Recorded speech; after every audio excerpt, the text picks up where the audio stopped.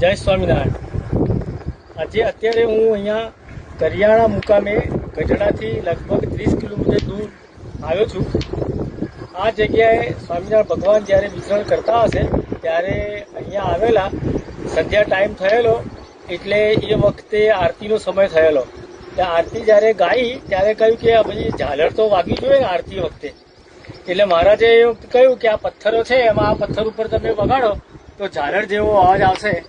હું અત્યારે અહીંયા બીજા ઘણા બધા પથ્થરો છે, બહુ મોટા મોટા પથ્થરો છે, એટલે આ પથ્થર ઉપર જે ઝાલરીયો પથ્થર કહેવાય છે એના ઉપર હું અત્યારે આરતીને વગાડીશ ત્યારે ખ્યાલ આવશે કે એમાંથી કેવો નગારા જેવો જ અવાજ આવે છે કે ઝાલર જેવો અવાજ આવે છે।